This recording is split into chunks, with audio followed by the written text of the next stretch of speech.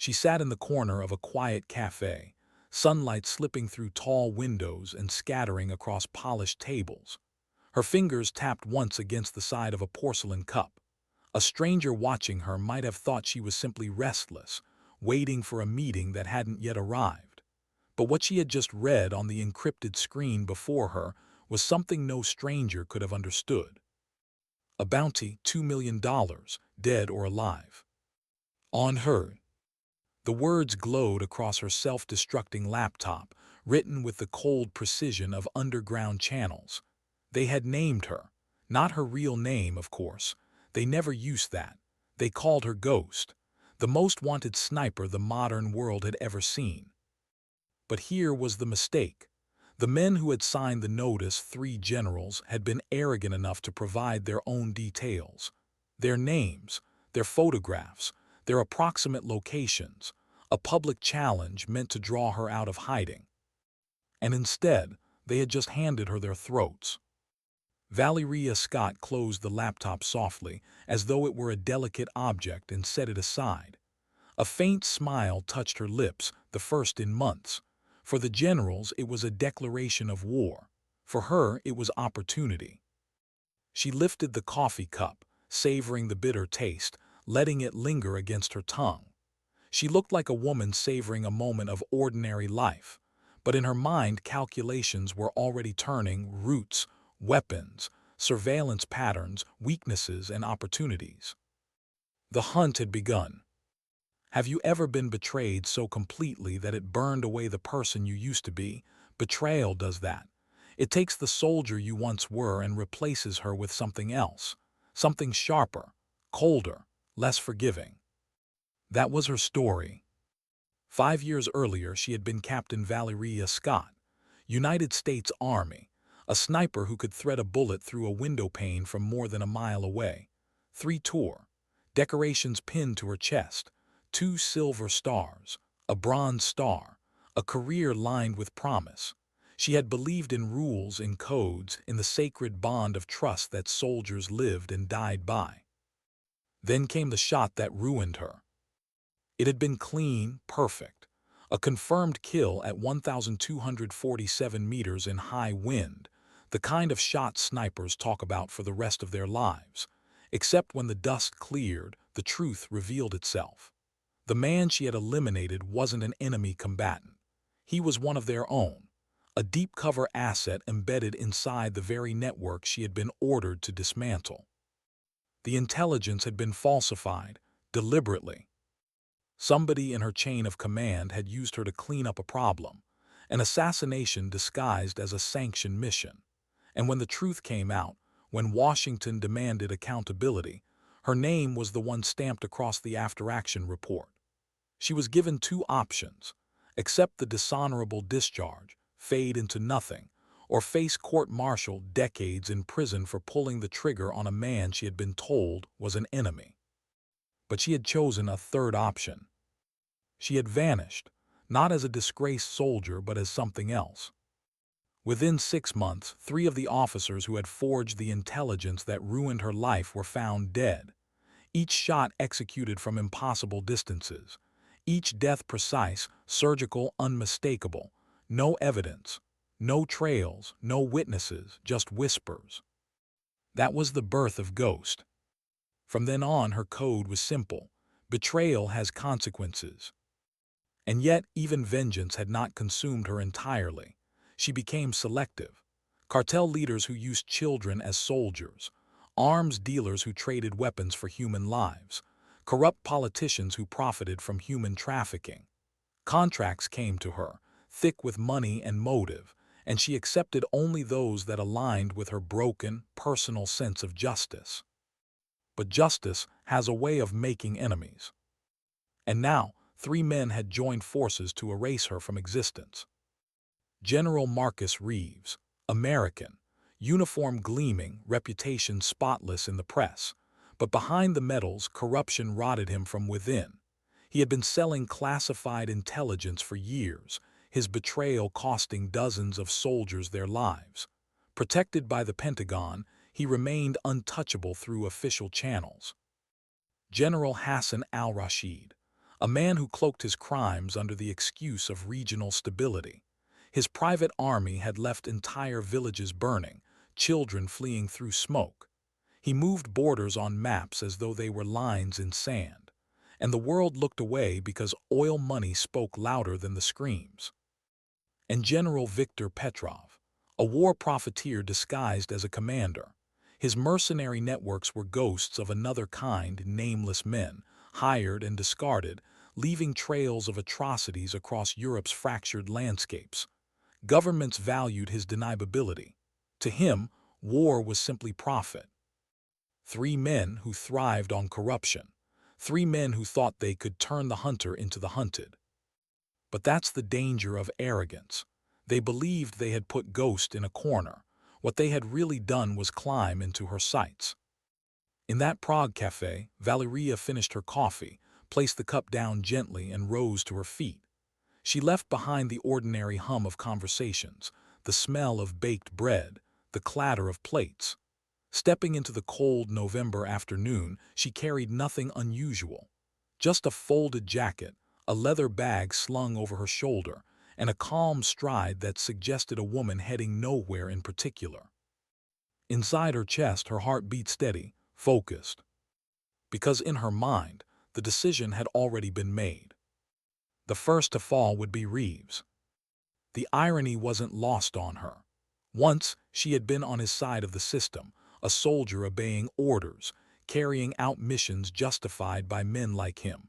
But Reeves had made his fortune not by protecting his soldiers, but by selling them, by turning American blood into foreign profit. He had to go first. Valyria's planning began that night. Satellite maps, weather models, patrol schedules. She studied his base, its routines, its flaws. She knew where he walked when he ate, how often he checked his watch. Men like Reeves believed their security could protect them. But security always had blind spots, and she was trained to see through every one of them. A ridge line overlooked his compound from nearly 2.5 kilometers away, a distance where most men would dismiss the possibility of a threat. But for her, it was comfortable, a shot she could make in her sleep. The details mattered: humidity, air pressure, rotation of the earth at that latitude. The bullets drop over 18 feet, the drift of 3 feet in crosswind. She calculated it all, not with pen and paper, but with instinct sharpened by years of practice. Every sniper carries the science inside her blood. At dawn, she was already on the ridge, her body blending into rock and shadow. A Barrett M82A1 rested steady on its bipod, cold steel against colder earth. She watched the compound below as if she were watching a stage where she already knew the ending of the play. At exactly 08:47 hours, Marcus Reeves stepped from his quarters. He moved with the confidence of a man convinced he was safe. Sunlight glinted against polished brass. He followed the same path he had walked for 6 days straight. Her breath slowed. Crosshairs centered. A finger curled against steel. The trigger broke like a whispered word. The .50 caliber round tore through the air at nearly 3,000 feet per second. It took less than 3 seconds to cross the valley. The sound of the shot followed slower than the bullet itself. By the time the men around Reeves realized what had happened, he was already collapsing. One heartbeat, then another. He was gone. The compound erupted in chaos. Sirens, soldiers scattering, radios screaming, men pointing, searching, shouting orders. Somewhere a helicopter engine roared to life, but their eyes were blind, their ears deaf. By the time they aimed their fury at the ridge line, she was already gone. 5 kilometers away, her pace was steady, methodical, a ghost leaving nothing behind but whispers. The news broke within hours.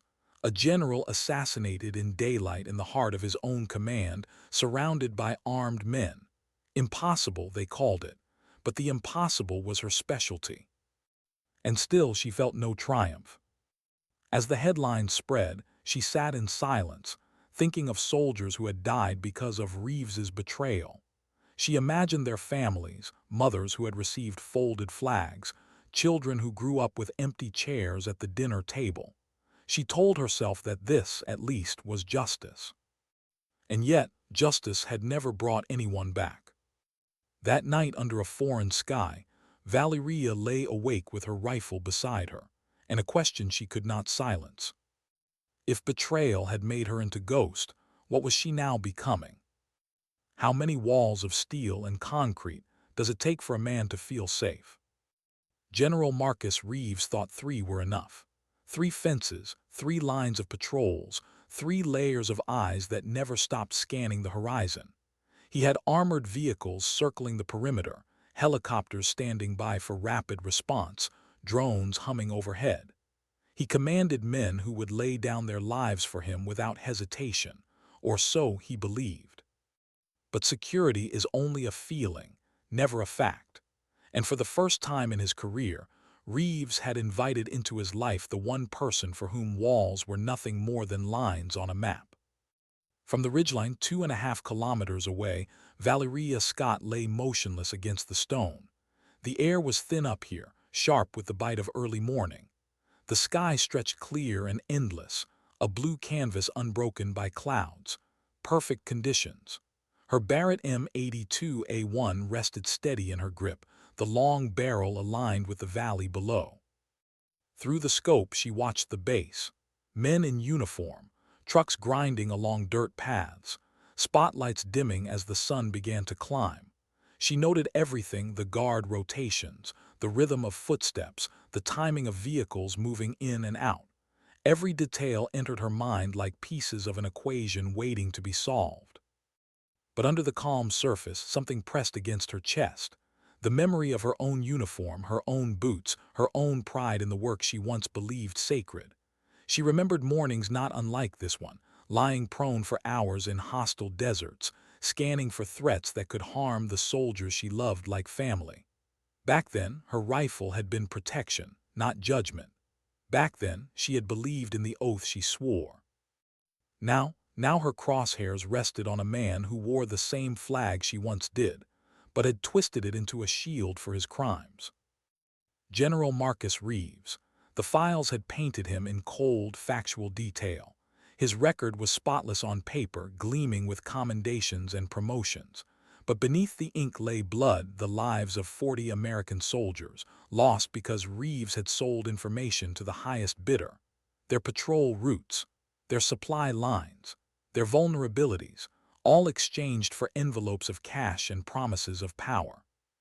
40 soldiers, 40 stories ended, 40 mothers who had received folded flags and words like honor and sacrifice, while the man who betrayed them slept soundly in an air-conditioned barracks. Valyriia steadied her breath. Reeves was not her mission because of a bounty. Reeves was her mission because betrayal demanded consequence. A rustle of movement. The scope caught him. Reeves emerged from his quarters at 08:47 sharp as he had for the past week. Routine, the arrogance of men who believe the world bends to their schedule. His uniform was crisp, his hair freshly trimmed, and in his right hand he carried a mug of steaming coffee. He walked as though he owned the mountains, nodding casually to saluting guards, never once glancing toward the ridgeline. Why would he? Ghosts don't exist. Valyriia adjusted the scope, fine-tuned the windage. Numbers flowed through her mind, effortless as breath. Wind speed 8 knots eastward, humidity 42%, air pressure low but steady. Distance 2,347 meters. At this range, the bullet would drop 18 feet, drift nearly 3 to the left. She calculated all of it, not on paper, but inside muscle memory, the way a pianist knows where fingers fall on keys without looking. Her finger curled against the trigger, but she held. Not yet. She wanted him framed perfectly, not just a man walking, a man exposed. Her breath slowed. One inhale, one exhale. The world shrank until only the crosshairs remained. She squeezed. The recoil punched her shoulder, a familiar, almost comforting force. The sound cracked through the mountains like a storm breaking. The bullet raced through open air, slicing across 2.5 kilometers in less than 3 seconds. Reeves didn't even have time to turn his head. The round struck center mass, ripping through armor, bone, and flesh. The coffee mug slipped from his hand and shattered across the gravel. Reeves collapsed lifeless before the echo of the shot reached his men. For a heartbeat there was silence. Then chaos erupted, shouts, radios screaming, boots hammering against concrete, helicopter blades thundering to life. Soldiers pointed rifles toward every shadow, every ridgeline, every possibility but the right one. Valyriia was already gone. She moved with precision, disassembling her rifle in practiced motions, sliding it into her pack. Every step down the far side of the ridge was measured, calm, purposeful. Panic belonged to others. She had none left to spare.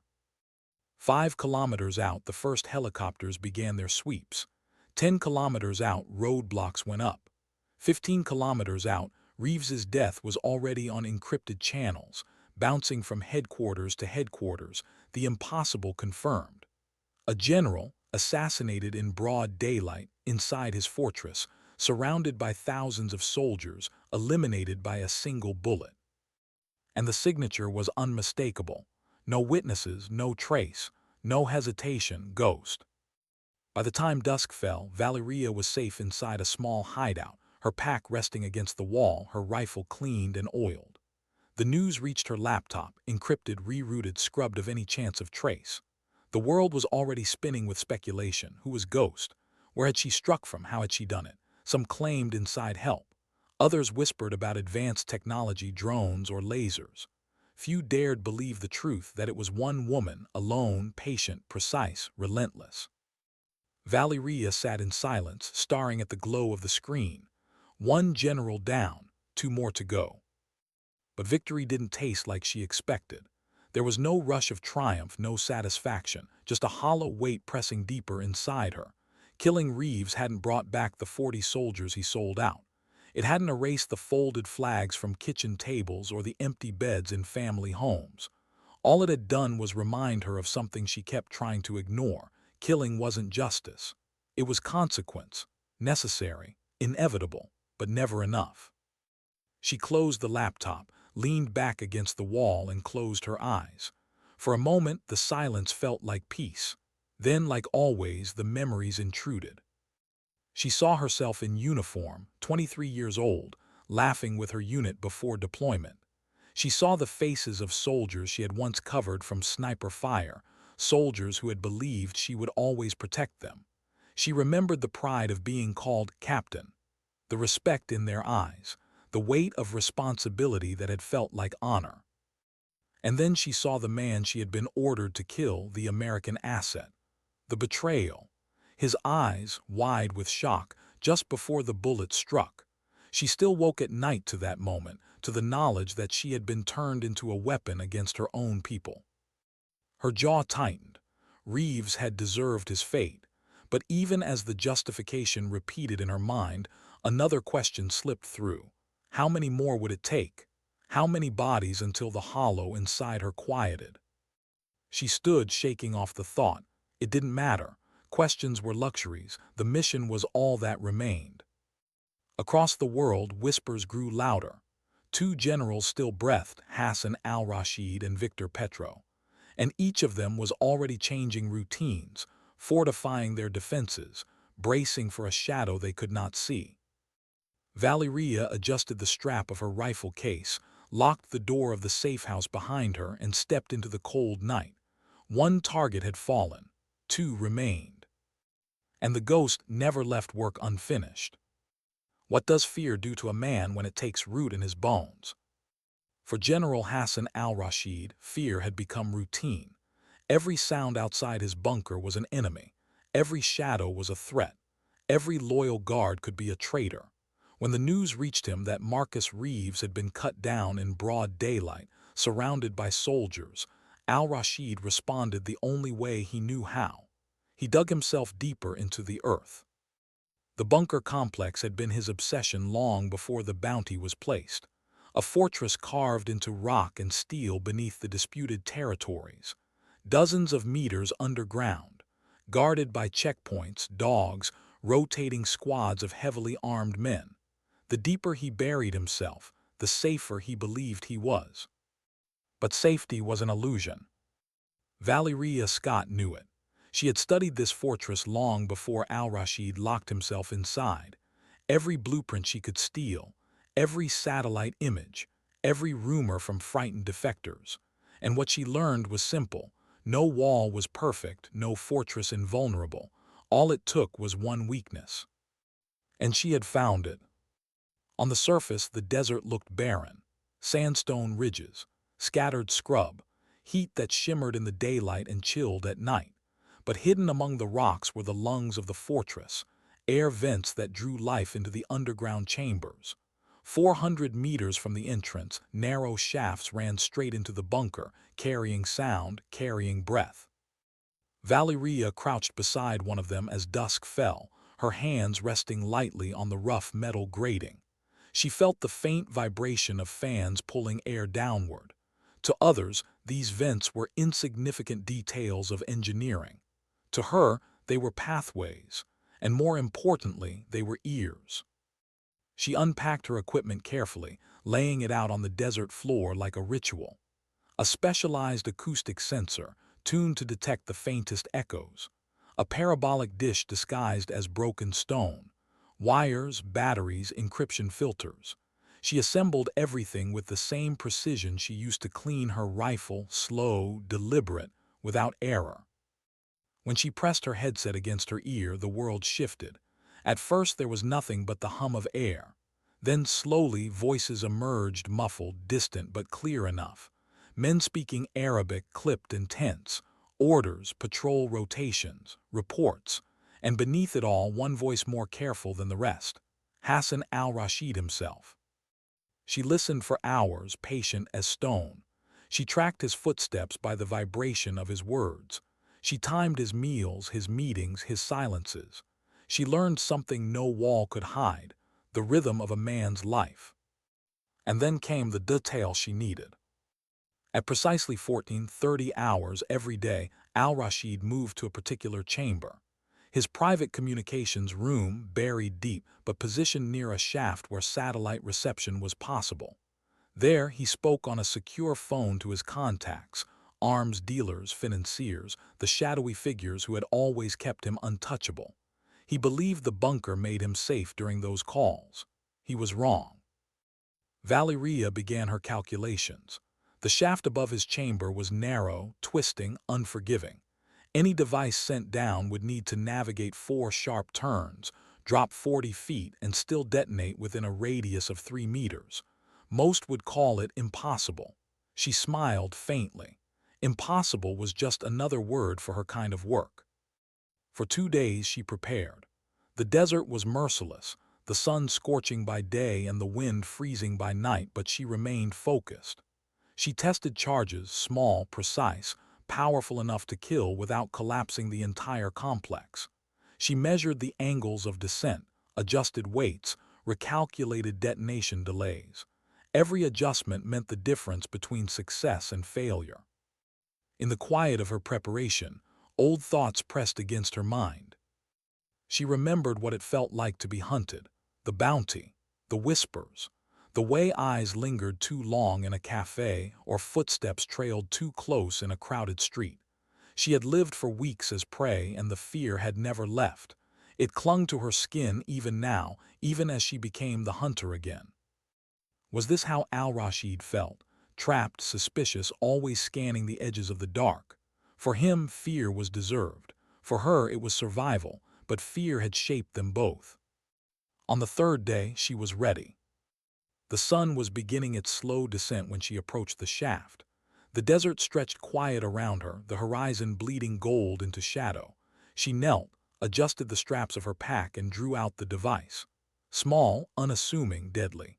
She held it in her palm for a moment, steadying her breath. One mistake and the shaft would swallow it into uselessness, but she did not make mistakes. She dropped it. The clink of metal against concrete echoed faintly, then faded as it spiraled downward. She tracked the time in her mind, 3 seconds, 7, 12. A turn, another, then silence. She adjusted the remote trigger, her finger hovering. Below in the chamber, Hassan al-Rashid lifted his satellite phone. "Confirm delivery," he said, his voice calm, routine. He never looked up. Why would he? At 14:30 and 15 seconds, he spoke again. At 14:30 and 23 seconds, the bunker shook with a confined roar. The explosion tore through the chamber, steel and concrete funneling the blast into a single merciless wave. Walls cracked, equipment shattered, and the man who believed himself beyond reach was reduced to fragments in an instant. Up above, dust burst from the vent, drifting into the desert air. Valyriia waited, her fingers still on the trigger, her body calm. Then she packed her gear, rose, and walked away. No rush, no triumph, just the methodical pace of inevitability. By the time guards reached the chamber, all they found was debris, fire, and silence. Their general was gone. His empire of paranoia collapsed in the very bunker he believed would save him.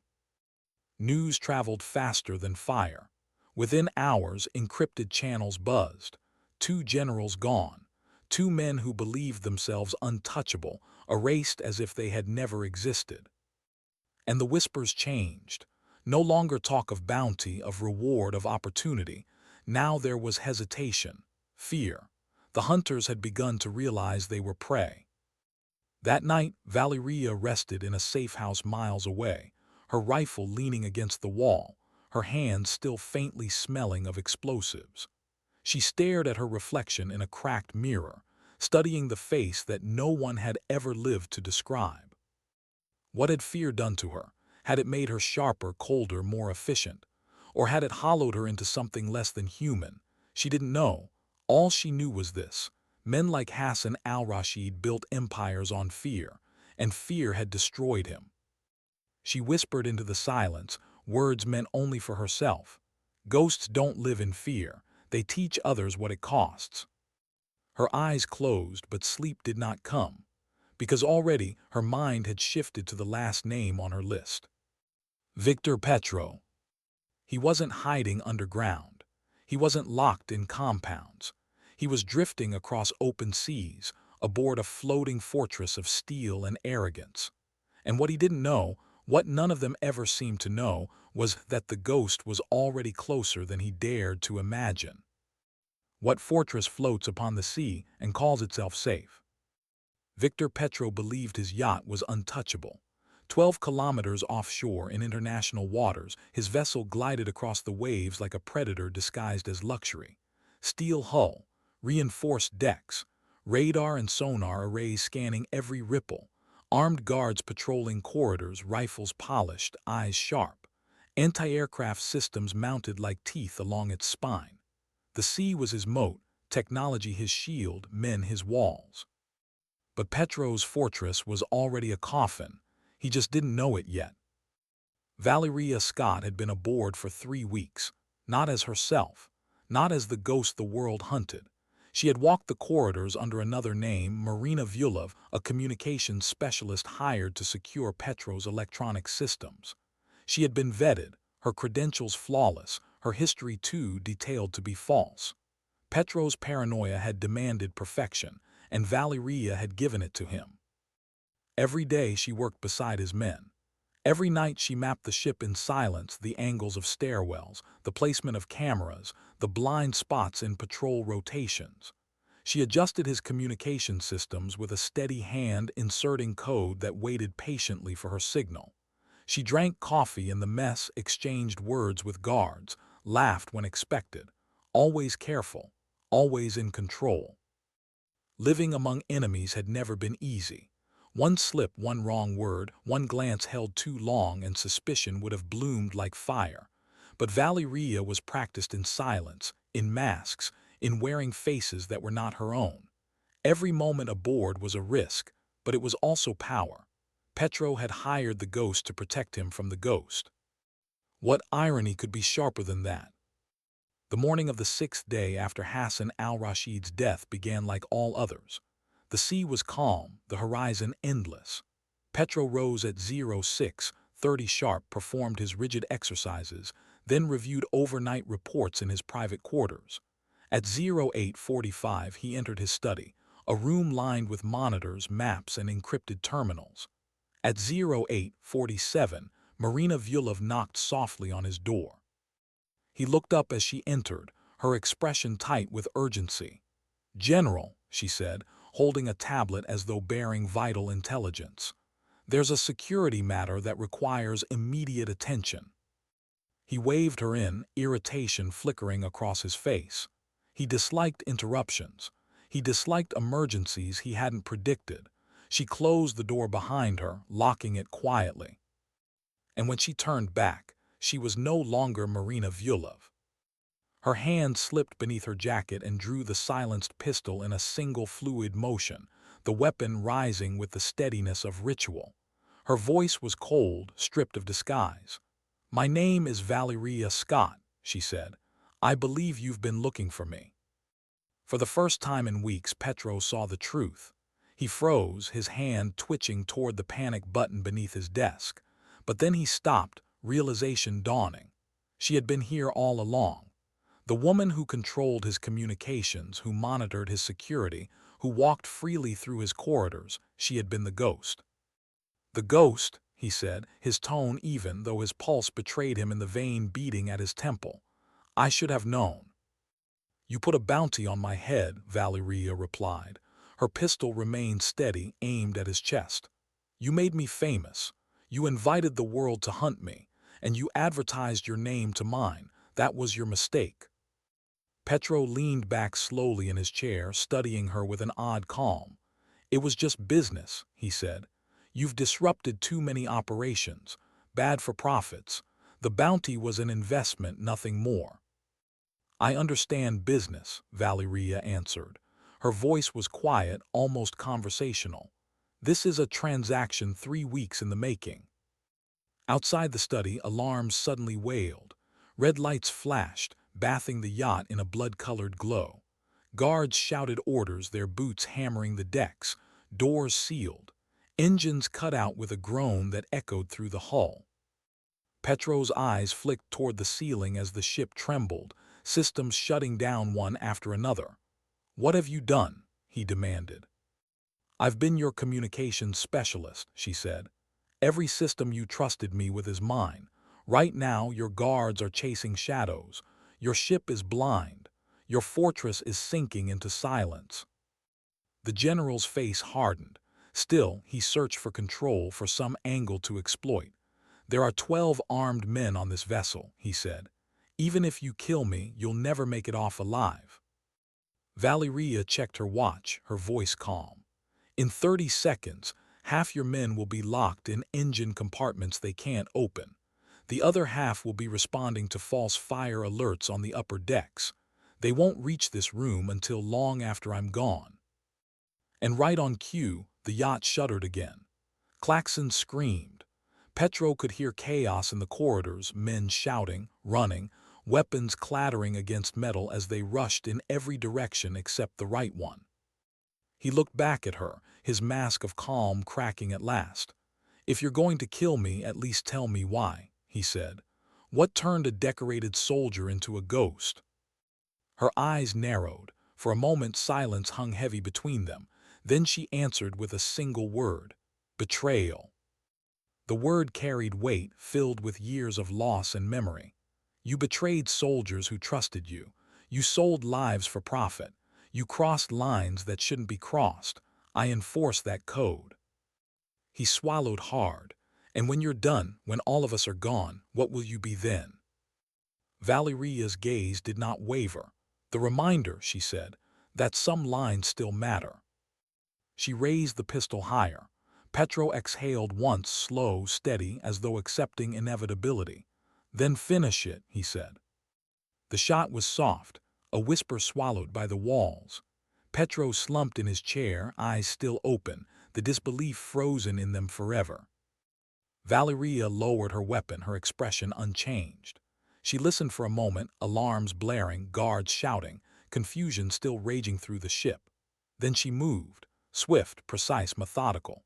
She erased every trace of Marina Vyulov, wiped devices, burned papers, scattered chemical agents that would render DNA samples useless. By the time the security team forced open the sealed study hours later, they would find only the body of a general and the wreckage of their systems. The ghost, as always, would be gone. 12 hours later, news spread like wildfire. 3 generals, 3 different countries, 3 very different fortresses, all eliminated within weeks. The bounty committee that had dared challenge the ghost was gone, erased as neatly as a list crossed through. And the world understood the message. Hunting the ghost was not a business opportunity. It was a death sentence. That night in a city far from the sea, Valyriia sat in another nameless cafe, another encrypted laptop before her. She sipped her coffee slowly, her eyes unreadable. The storm outside her body was calm, but inside, the silence pressed heavier than ever. She had finished the list, but she knew the story wasn't done. What happens to a world when its predators start hunting each other? When Victor Petro's body was discovered slumped over his desk, the yacht adrift and crippled by sabotage, a wave of silence swept across the underworld. 3 generals, 3 empires, 3 fortresses destroyed, and all within weeks. Each man had been powerful, shielded by armies, money, politics, and fear. Each man had been erased with precision so merciless it felt less like killing and more like inevitability. The bounty hunters who had once whispered in bars fell quiet. Mercenary companies that had been planning strategies to track the ghost abandoned them overnight. Governments who had dismissed her as rumor started treating her as fact. The ghost was no longer a story, she was a law. But the most terrifying part wasn't the killings themselves. It was what came after. 48 hours after Petro's death, encrypted networks across the globe received a message. It appeared simultaneously in cartel servers in Mexico, in private military databases in Ukraine, in dark web forums run by mercenary groups in South Africa. It appeared in intelligence servers in Langley, London, and Moscow, its origin untraceable.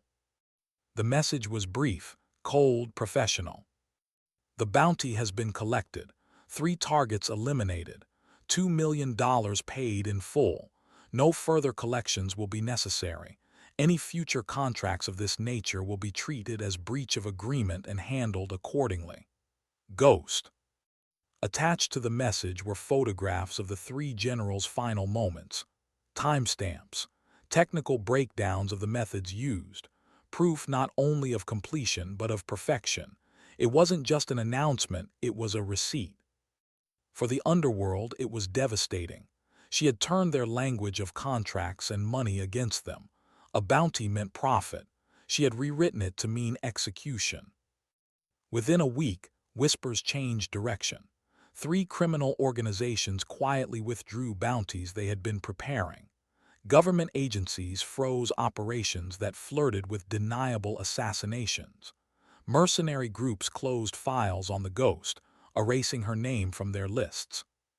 It wasn't morality. It was math. She had made the cost of pursuing her greater than the cost of ignoring her. Valyriia read the ripples from a safe distance.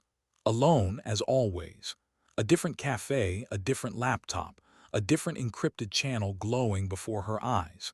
Vienna this time. Old stone buildings outside the window. Streets alive with tourists who would never know her name, never guess the history written in the quiet woman sipping her coffee. She watched the news feeds scroll past. Commentators debated whether the killings were coordinated by a state. Analysts argued over the technology that must have been used. Nobody believed one woman could have done it all. Nobody except those who knew the truth. And those people, the ones who lived in the shadows, who understood how fear truly worked, had gone silent. She closed the laptop, leaned back in her chair, and stared at the ceiling. For the first time in months, no one was hunting her. The bounty had turned inward, collapsing on those who placed it. The storm had passed. But storms leave ruins behind. She remembered Reeves's face through her scope, Al-Rashid's voice over the ventilation system, Petro's eyes when realization struck that Marina Vulov had never existed. She remembered the weight of pulling the trigger, of pressing the detonator, of holding the pistol steady. 3 men erased, 3 shadows cut away from the world. And still the hollow inside her remained.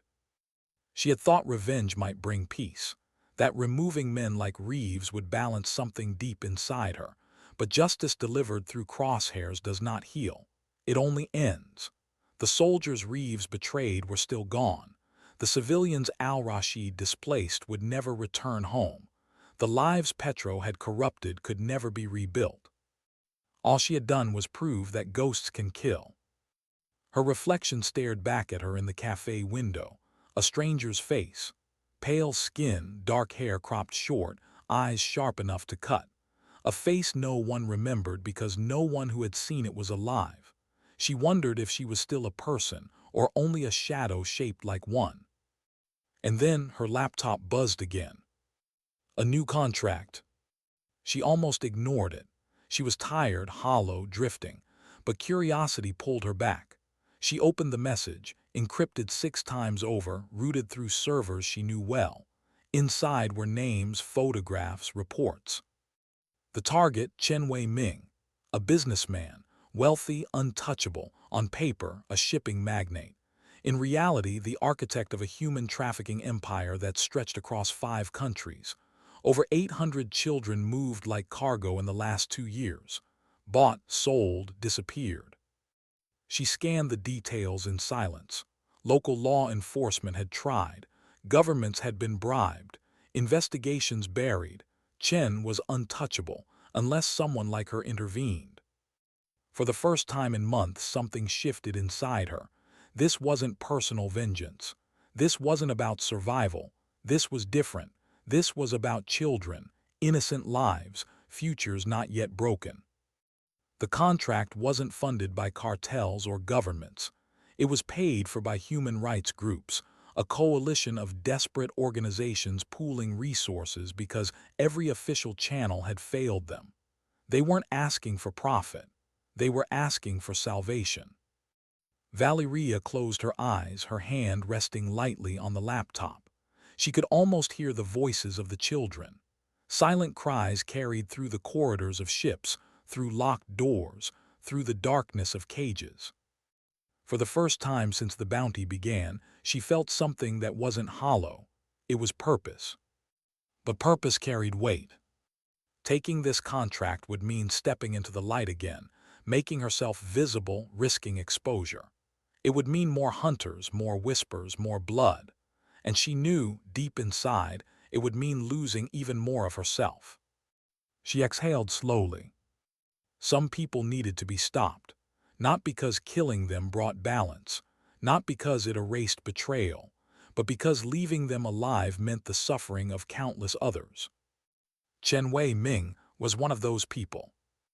She closed the laptop, left a few bills on the table, walked out into the evening streets of Vienna. The city lights glowed against old stone walls, shadows stretching long across the cobblestones. People laughed, couples held hands, children played by fountains, lives moving freely, untouched by the darkness she walked in. She pulled her coat tighter and vanished into the crowd, already rehearsing the steps of her next hunt. The generals had taught the world what it cost to betray her. Chen Ming would teach the world why some evils couldn't be ignored. The ghost was moving again. How do you kill a man shielded by governments? Chen Ming didn't command armies like Reeves. He didn't bury himself in bunkers like al-Rashid. He didn't sail a steel fortress across oceans like Petro. His empire was subtler, more poisonous. On paper, he was a businessman. His name appeared in shipping manifests, logistics reports, and glossy magazine profiles praising his economic influence. But beneath the surface, his cargo wasn't steel or grain. It was children. 802 years. Stolen, bought, sold, erased. Moved through ports and warehouses as though their lives were numbers, not names. Valyriia Scott read the reports again and again. Each detail felt heavier than the rifle she once carried. Every child was a story cut short, a future stolen before it began. She wasn't a stranger to blood. She had killed men across deserts, mountains, and seas. But this was different. This wasn't about revenge. It wasn't about survival. This was about stopping a monster who thrived because others looked away. And so she didn't hesitate when she landed in Singapore under another name. Her passport was flawless, her cover identity deep. She became a systems consultant hired to modernize security for one of Chen's shipping subsidiaries. The irony wasn't lost on her. Once again, she was welcomed into the fortress she intended to dismantle. From the outside, Chen's compound looked legitimate. High walls, steel gates, guards in pressed uniforms, offices buzzing with clerks, warehouses filled with containers, trucks moving in and out with steady rhythm. To an untrained eye, it was business as usual. But Valyriia saw through the disguise. She watched the subtle details others missed. The way guards carried rifles with live rounds instead of ceremonial ones. The restricted warehouse doors marked with false numbers. The midnight truck convoys that never appeared on official logs. For days she observed. She smiled when spoken to, adjusted network systems with professional ease, filed her reports. But her eyes never stopped recording. Cameras mounted high, vents humming low. Door codes changed twice daily. Every layer of security entered her mind like coordinates on a map. She listened, too. In whispered conversations, in careless laughter, in half-hidden threats barked at terrified workers. She learned Chen's routine, his morning meetings in the executive wing, his evening walks through the gardens on the roof, his late-night calls to business partners in countries where children were currency. She built his pattern piece by piece, until it became a rhythm she could hear even without sound. But surveillance was never without risk. One evening, as she crossed the compound courtyard with a folder under her arm, a guard stopped her. His eyes lingered too long, suspicious, sharp. "I haven't seen you before," he said in Mandarin. His hand rested near his holster, casual but ready. Valyriia smiled faintly, her tone calm. "I work in the communications office," she said, flashing her forged ID badge with practiced ease. "First week, systems audit." The guard studied the badge, then her face. A long pause stretched between them. In that silence, her pulse slowed instead of quickened. She knew if he reached for his radio, she would have less than 5 seconds to silence him, less than 10 before others appeared. But at last he nodded, "Carry on." She walked away, her stride unbroken, her heart steady. But the reminder was sharp. She was a shadow in hostile light. Every step risked exposure. Every breath carried the weight of consequences. At night in her rented apartment outside the compound, she sat by the window with the city stretching wide beneath her. Neon lights shimmered, traffic roared, life pulsed endlessly. And yet all she could see were the faces she imagined, the children Chen had taken. She didn't know their names, didn't know their stories, but she saw them in her mind. Eyes wide with fear, hands clutching bars, silent tears slipping down cheeks. For the first time in years, her mission felt less like contract and more like vow. She whispered to the darkness, as though to the children themselves, "I will not let him move another one of you, not while I breathe." Her plan formed slowly, precise as every mission before. Chen's compound was too fortified for a direct strike. His guards were disciplined, his surveillance relentless. But patterns always revealed weaknesses. And Chen's weakness was arrogance. Every evening at 22:00, he entered his rooftop garden, a strange luxury in a city of steel, imported trees, koi ponds, manicured hedges. He walked among them as though nature could cleanse the blood on his hands. He was always accompanied by 2 guards, sometimes 3. But he always paused by the koi pond, his reflection rippling on the water, his posture relaxed. It was his ritual, his sanctuary. Valyriia knew sanctuaries well. They were the places where men believed themselves safe, and safety was the crack where ghosts entered. She began assembling the tools she would need. Not a rifle this time, too obvious, too exposed in the city skyline. Instead, something quieter, smaller, a device built to vanish after use. She sketched calculations on scraps of paper, then burned them in the sink. Every angle, every sound, every second mattered. But as she worked, doubt crept in. Would this be enough? Killing Chen would stop him, but would it stop the network? Would another man rise to replace him? Would the children really be saved, or would they vanish into new cages under new names? For the first time in years, she wished she could ask someone else. A commander, a unit, a friend, but she had none. Only her own reflection staring back at her, silent and unforgiving. And so she carried the weight alone. Days turned into a week. Her preparations grew sharper, her cover deeper. She spoke less, listened more, vanished into her work. And all the while she walked the compound like a ghost in daylight, unseen not because she was invisible, but because no one thought to look too closely. Chen remained oblivious. He continued his routines, his garden walks, his late-night calls. He believed the world still feared him. But fear was shifting. Valyriia could feel it in the way workers flinched when guards shouted, in the way whispers spread in hallways, in the way her own name, Ghost, lingered in underground channels she monitored at night. Chen knew others had fallen. He knew Reeves was gone. He knew Al-Rashid was ash. He knew Petro's yacht had become a tomb. And though he never said it aloud, she could see it in the way his eyes darted more often toward shadows. Fear was already inside him. She smiled faintly one night as she prepared her device. Fear was always the beginning.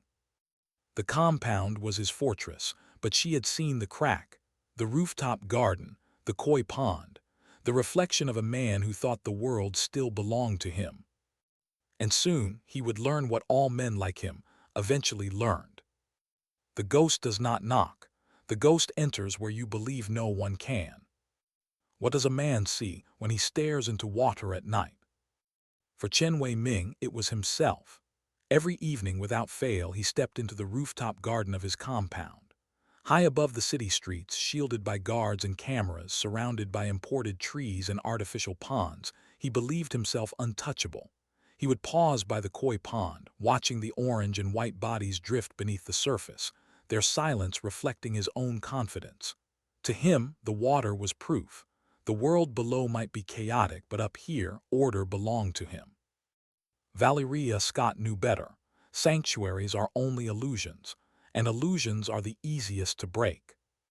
She crouched in the shadows of the adjacent rooftop, the humid night pressing against her skin.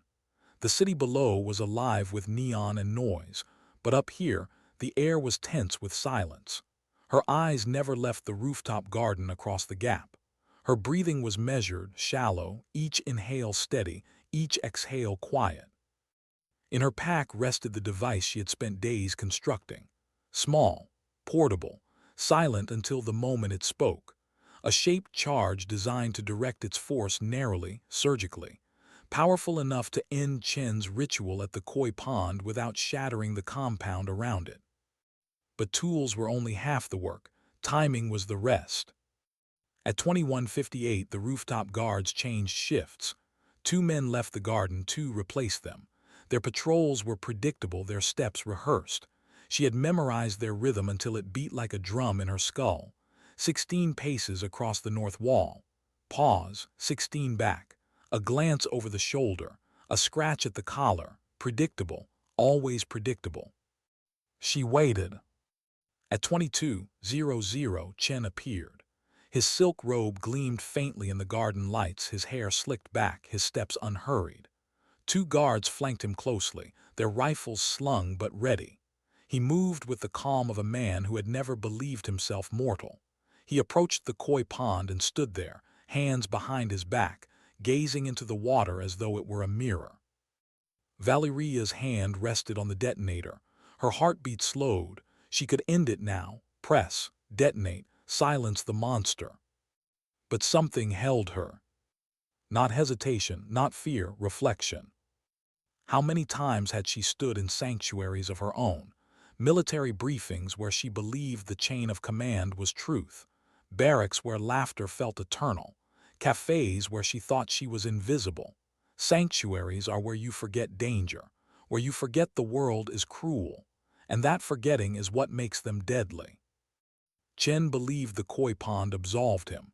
That staring into water erased the cages, the children, the cries silenced in cargo containers.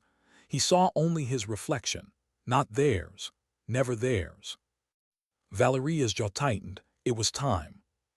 But just as her finger shifted, a sound broke the rhythm. Boots, too close. A guard had strayed from his patrol. He moved along the rooftop edge, his flashlight beam cutting across the shadows.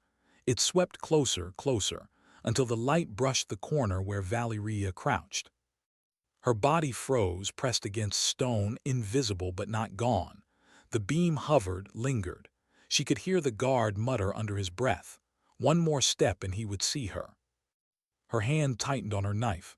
A silent kill, a risk. The flashlight shifted away. The guard turned, resumed his pace. The rhythm restored. She exhaled once, steadying herself. Ghosts didn't panic, ghosts endured. At 22:07, Chen lifted his phone. He began a call, his voice low but sharp, speaking Mandarin into the night air. Words about shipments, routes, numbers, not names, never names. To him they were cargo, to her they were lives. She pressed the trigger. The rooftop garden bloomed with a sudden flash, contained and precise. The shaped charge detonated exactly where she had calculated, a spear of force slicing upward through the koi pond.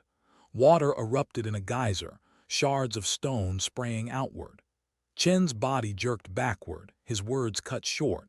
His life ended before fear could register. The guards shouted, disoriented, their rifles raised, their eyes scanning the chaos. Alarms wailed through the compound. Lights blazed. Orders cracked through radios. But already Valyriia was moving, slipping from shadow to shadow, descending into the neon-lit maze of the city below. By the time the guards secured the rooftop, the koi pond was shattered, the water spilling across stone tiles. Chen Wei-Ming's body lay among it, his reflection broken into pieces that would never align again. Valyriia disappeared into the streets, her pace steady, her mind quiet. The mission was done. But victory was a hollow word. She sat hours later in her apartment, peeling off the gloves that still smelled faintly of explosives. Her reflection stared back from the window glass. Not Chen's, not the children's, only hers, a ghost staring at a ghost. Was this justice? Would the children be saved? Or would another man step into Chen's place, another monster rise to profit from suffering? She didn't know, she couldn't know. All she knew was that for one night, one man who treated children as cargo was gone. And sometimes, one night was enough. Her laptop buzzed, a new message. She hesitated before opening it. Part of her wanted silence, but silence was never permanent, not for ghosts. The update came from the same coalition of human rights groups. Gratitude, relief, but also warning. Chen's empire was larger than expected. His death had cracked it open, but pieces were already shifting. Other names, other routes, other men waiting to seize control. The message ended with one line: "This is only the beginning." Valyriia closed the laptop, leaned back, exhaled. The bounty had once been personal. Reeves, Al-Rashid, Petro, they were enemies who had betrayed her world. But Chen had been something else. A vow. A reminder that ghosts weren't only born from betrayal. Sometimes they were born from the cries no one else could hear. She stood, adjusting the strap of her pack. Outside, the city roared with life, unaware of the storm that had just passed above it. And somewhere in that roar, she heard it again, the silence of children waiting in cages. The ghost wasn't finished. Not yet. What happens after the storm passes? In the weeks following Chen Wei-Ming's death, silence spread like a contagion. Criminal networks across Southeast Asia fractured. Routes once sealed in secrecy were exposed as lieutenants fought for scraps of Chen's empire. Governments that had turned away suddenly launched investigations, emboldened now that the spider at the center of the web was gone. And in the shadows, whispers returned to the same name, Ghost. She had been myth once, a rumor, a story told in safe houses, but now she was proof: 3 generals, 1 trafficker, each eliminated with precision that no state could claim, and each death had been more than an execution. It had been a message. Cartels canceled contracts. Intelligence agencies abandoned their darker plans. Mercenary companies erased her file entirely. The world had learned the lesson she had written in blood. Some people are more dangerous to hunt than to leave alone. But Valyriia Scott didn't feel like a victor. She sat one evening in a quiet apartment above a narrow street in Lisbon, the ocean wind brushing in through the open window. Her laptop glowed faintly, its encrypted channels silent for the first time in days. Outside, tourists laughed and music drifted from cafes. Life moved as though the world had not changed. But for her it had. She stared at her reflection in the window. The same short black hair, the same ice-blue eyes, the same face no one lived to describe. She tried to see the soldier she had once been. The captain, the protector, the one who believed in medals, oaths, and honor, but that face was gone. What remained was something else. Not assassin, not savior, something quieter, a reminder. She thought of Reeves selling soldiers for profit, of Al-Rashid burying himself in bunkers while civilians starved, of Petro turning war into business, of Chen turning children into currency. Each man had believed himself untouchable. Each man had fallen, and she had been the hand that struck them down. But in striking them down, what had she become? She remembered the asset she killed years ago, the man she was tricked into targeting. His eyes just before the bullet hit. That moment still haunted her more than any victory. It was the root of everything, the betrayal that birthed the ghost. She whispered into the night as if to him, "I didn't know, I didn't choose, but they made me their weapon, and I never put it down." Her hands curled into fists on the table. Ghosts didn't cry, ghosts didn't plead, ghosts endured. But endurance wasn't peace. Her laptop buzzed suddenly. A new message. She hesitated before opening it, half expecting another contract, another monster to erase. But the message was different, not a contract, a plea. It came from one of the human rights groups that had funded the Chen operation. Words of thanks, gratitude for the lives saved, the children freed from the collapse of his empire.